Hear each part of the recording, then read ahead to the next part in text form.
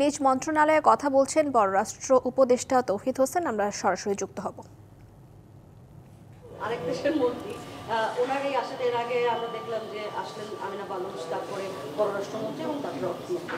পাকিস্তানের সাথে আমাদের সম্পর্ক আসলে আমরা আস্তে আস্তে আপডেট করছি।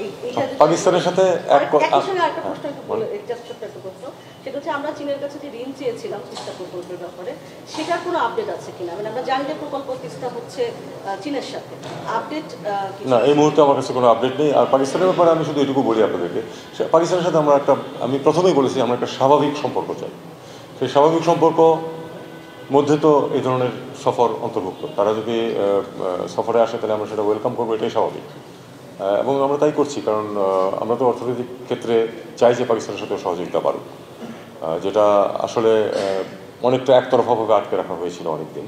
তো স্বাভাবিক সম্পর্ক প্রতিষ্ঠার ক্ষেত্রে, বিশেষ করে অর্থনৈতিক ক্ষেত্রে আমাদের স্বার্থ আছে পাকিস্তানের সাথে সম্পর্ক প্রতিষ্ঠা এবং সেটাকে এগিয়ে নেওয়াতে। আমার মনে হয় আমরা সেভাবেই এগোচ্ছি এবং এটা তো ওয়েলকাম। তিস্তা প্রকল্প নিয়ে কি তাহলে কোনো আপডেট এই মুহূর্তে